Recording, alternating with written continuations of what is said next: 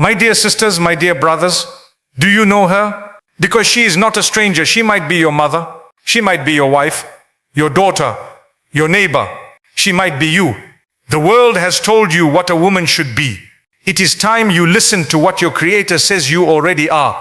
Assalamu alaikum wa rahmatullahi wa barakatuh. Peace be upon every soul gathered here today. We live in an age where the identity of a woman is being pulled from every direction by social media, by culture, by comparison, by confusion. And in the middle of all that noise, the Muslim woman stands, often trembling, asking herself, am I enough? Am I doing enough? Does Allah love me even with all my flaws? Today, I want to speak directly to that trembling heart. I want to take you back to the Quran, back to the Sunnah, back to the most beautiful reimagining of womanhood that this world has ever been given. Before we speak about becoming the best woman, we must first understand what you already are. Because you cannot build on a foundation you despise. وَلَقَدْ كَرَّمْنَا بَنِي آدَمَ, and we have certainly honored the children of Adam. Surah Al-Isra 17:70. Allah did not say some of the children of Adam. He said all of them. That means you, sister, with your stretch marks and your struggles, with your past mistakes and your present fears, with the hijab you're still working up the courage to wear, or the prayer you keep missing, you were honored by Allah before the world had any opinion about you at all.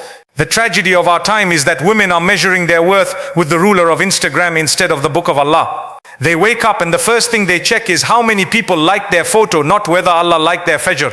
And this, my dear sisters, is where the crisis of identity truly begins. You want to be the best woman? Start by knowing, truly knowing, that you came from honor, that your Lord fashioned you in the best of forms, that He chose every feature of you before you took your first breath. Stop apologizing for your existence. Start being grateful for it. I want to tell you about a woman who had everything the world says you need: beauty, wealth, the most powerful husband on earth. Her name was Asiyah, and her husband was Pharaoh. She lived in the most luxurious palace. She had servants, she had silk, she had gold, but she looked at all of it and she chose Allah instead. She was tortured for that choice. She was staked to the ground under the blazing Egyptian sun because she said, La ilaha illallah. And in that moment of unbearable pain, she made a dua that Allah preserved in the Quran for all of eternity. Rabbi ibn li indaka baytan fil jannati. My Lord, build for me near you a house in paradise. Surah At-Tahrim 66:11. She did not ask to be saved from the pain. She asked to be brought closer to Allah. That, my sisters, is the highest form of womanhood.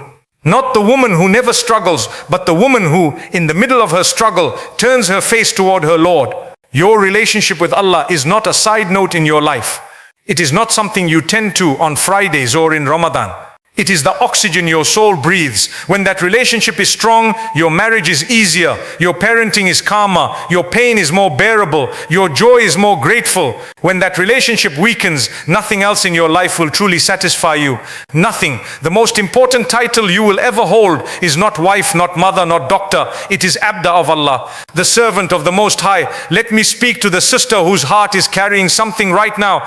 Maybe it is a marriage that broke apart and took your confidence with it. Maybe it is a body that will not give you the child you have been making dua for. Year after year, Ramadan after Ramadan, tears on that prayer mat that only Allah witnessed. Maybe it is anxiety that grips you every morning before your feet even touch the floor.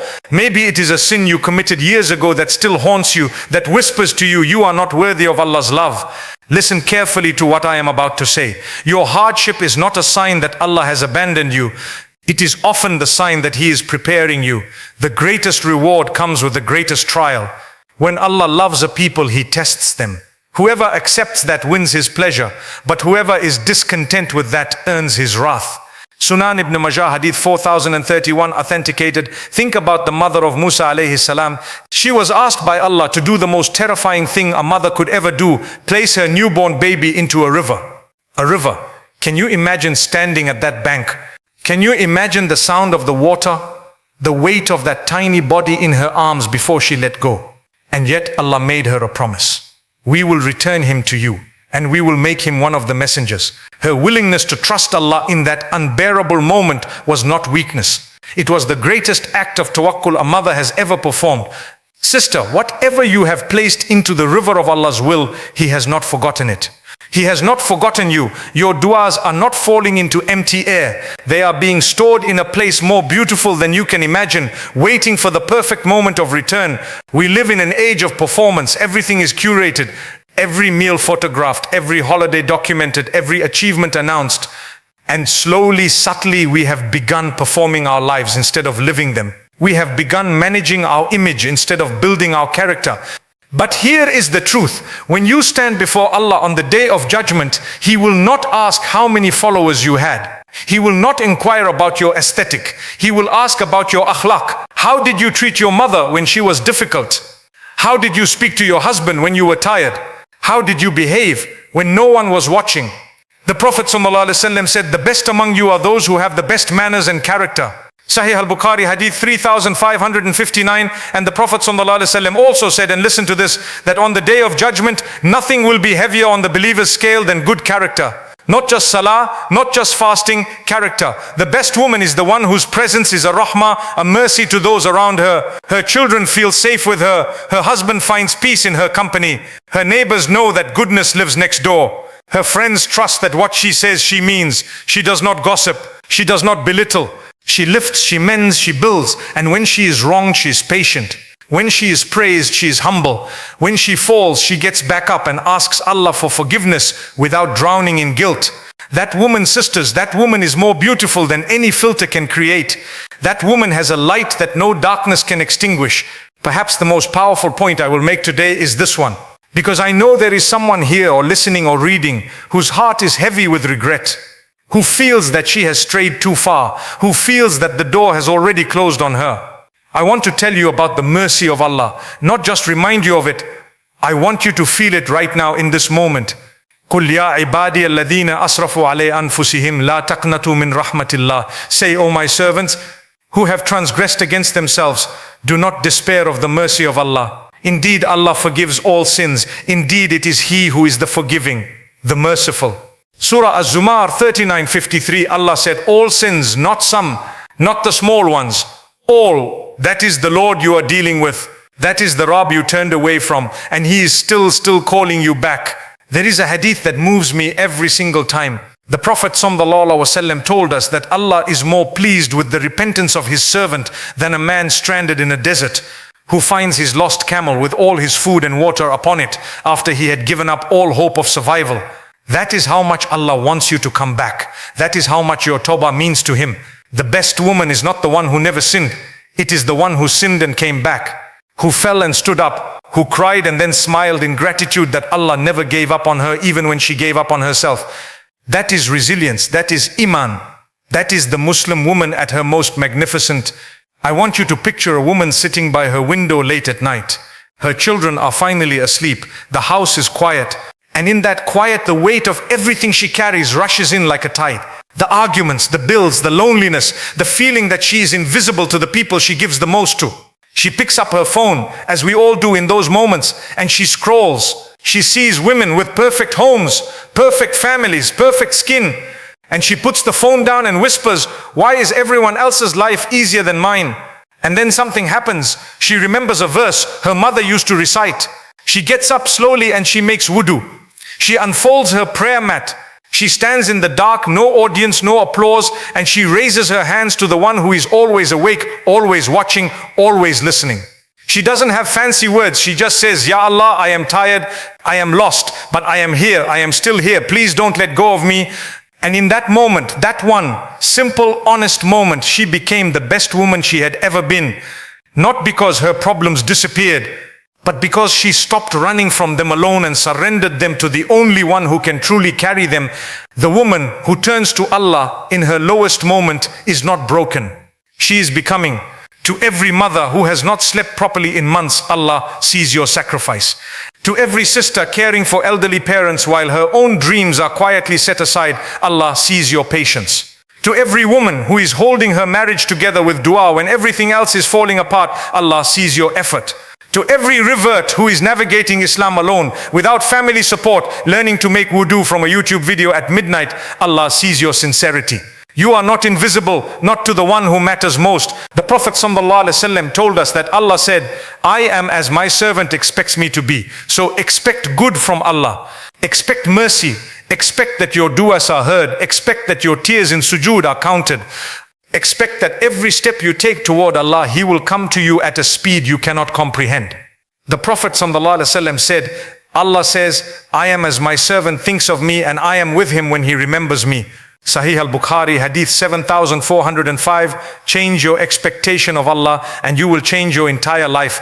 Stop walking around thinking you are too broken to be loved by your Creator. He made you, He knows every crack, and He loves you still. In summary, 5 pillars of her excellence. 1. Know your honor. You were created with dignity by the Most High. Your worth is not decided by the world. It was declared by Allah before you were born. Root your identity in that unshakable truth. 2.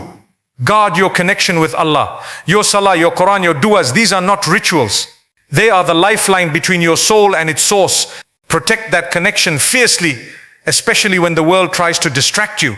3. Trust Allah in your trials. Every hardship you face is a test, not a punishment. The women of Jannah were not women without pain. They were women who carried their pain with tawakkul and came out purified. 4. Build your character daily. Your akhlaq is your legacy. Be intentional about how you speak, how you treat others, how you behave when no one watches. That invisible effort is the heaviest on the scale of deeds. 5. Never stop returning to Allah. Tawbah is not a one-time event. It is a daily, lifelong homecoming. The door of Allah's mercy is not closed to you. It was never closed. Walk through it today, right now, in this moment. My dear sisters, the world will keep changing its definition of the ideal woman. The trends will shift, the standards will move, the goalposts will never stop moving. But the Quran has been the same for over 1,400 years. And the woman it describes, the woman of iman, of sabr, of tawakkul, of genuine compassion, she is not outdated. She is eternal. You don't need to be perfect. You need to be present. Present in your salah, present in your relationship with Allah, present in the lives of those who need you, present in your own healing. The best woman is not a finished product. She is a woman in motion, moving toward Allah, stumbling sometimes but never stopping. She picks up her hijab after she dropped it. She returns to the prayer mat after years away. She lowers her gaze even when it is hard. She forgives even when it costs her. She loves fiercely and trusts Allah with what she cannot control. That is you. That can be you, starting from today. So the next time you stand in salah, stand like Asiyah stood, choosing Allah over everything the world is offering you.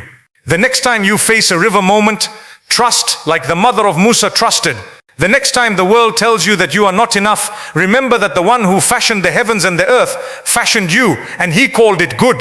May Allah make us among the women of Jannah. May He ease the burdens we carry in silence. May He fill our homes with His mercy and our hearts with His remembrance. May He allow us to drink from the hands of the Prophet ﷺ at the blessed fountain of Al-Kawthar. Ameen, Ameen, Ameen.